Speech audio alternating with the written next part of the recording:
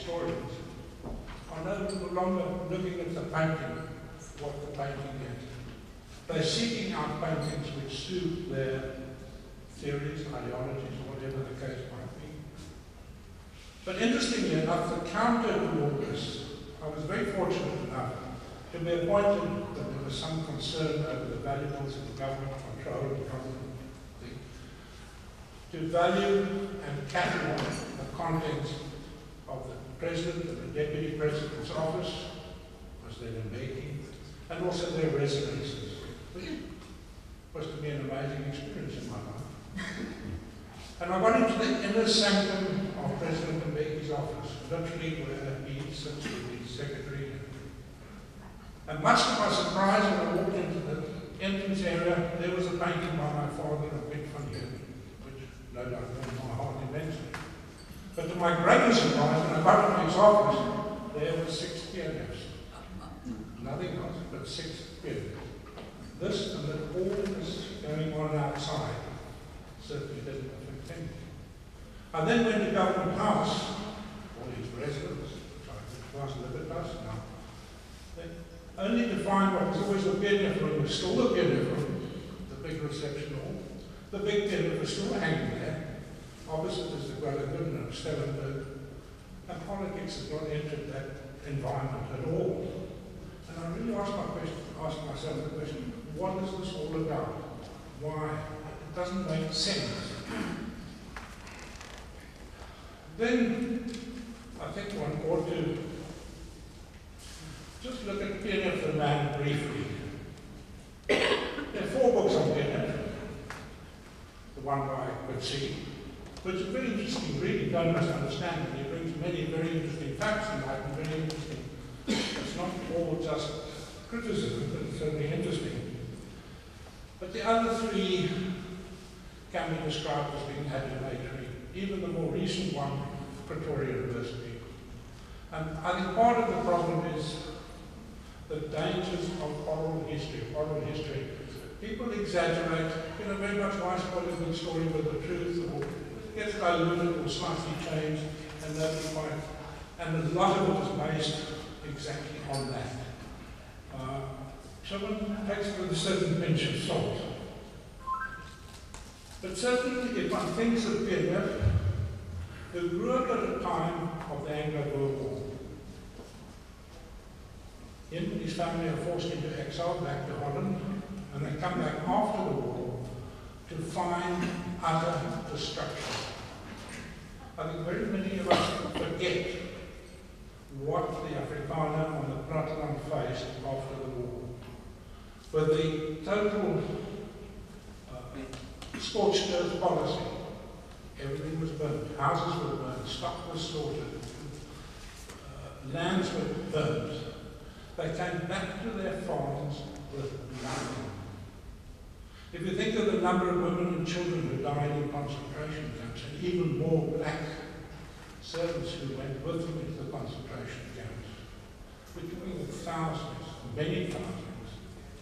And they come back to the situation, and there is no way they can lift themselves up off the land. Even at that stage, there was a white squatter camp in Johannesburg, Burgersdorp. It's named Burgersdorp because the burghers settled there as squatters.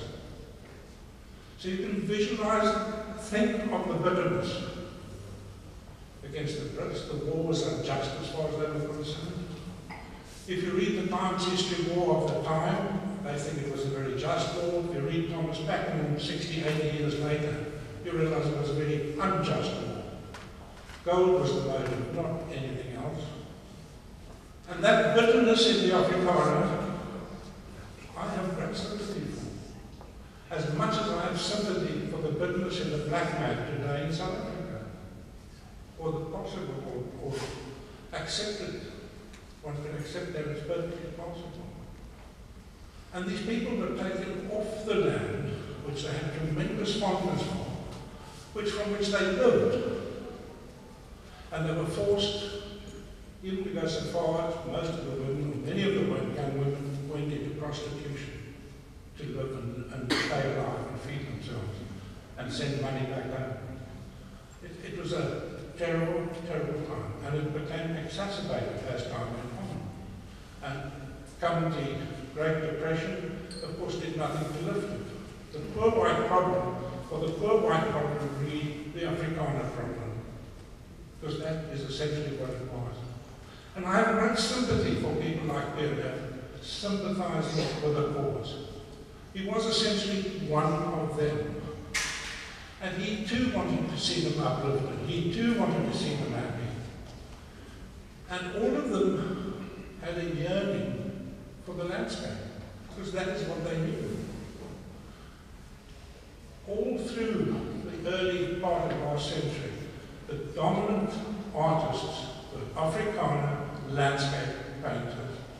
And they had certainly no political motivation. I cannot believe Mr. Forsking, painting brimstone laddos, thought he was painting my land and my fellow Afrikaner's land.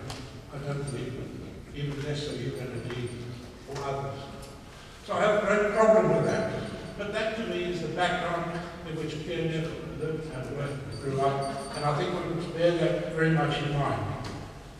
Despite this, he certainly was not the student Afrikaner, Corfinistische, Blanke Witman, which they try and make him out to be. Already in 1911, he exhibited with the Guild of South African Artists, very much an English institution. In 1911 and 12, he was a member of the Individualists, again, mainly English speaking. In 1926, he was appointed to the Flag Commission. There was a whole thing with the new South African flag.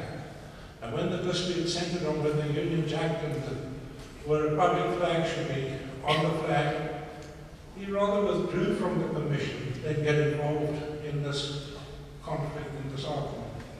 As a gentleman, he stepped back. That's certainly not a rare Americana. He would have hung in there and demanded.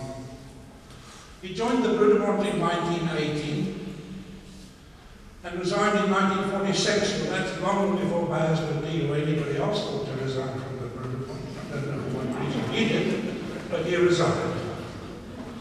And if you read Dr. Nico Smith's book on the Brudemont, recently deceased Dr. Nico Smith, a lovely man, you realize how very easily they were absorbed into the Brudemont. They didn't see the instrument that it was to become. They saw it as an upliftment in which they could play a positive role as a member of the community to uplift the Afrikaner. There was no evil about it at that stage. And as I say, you read Nico Smith, who was a great Christian and a great believer and a man of great integrity, you appreciate how easily it happened and how long it took him, and even at a very late stage, appreciate the implications and what he felt was wrong about it. As for being a churchman, in 1923, Pierneef was censored. Hij is onder censuur geplaatst. He did some naughty thing in some theatrical arrangement, and the church saw fit to censor him, and he saw fit to walk out of the church and never join the church again. So that cuts out the churchman part in this whole thing.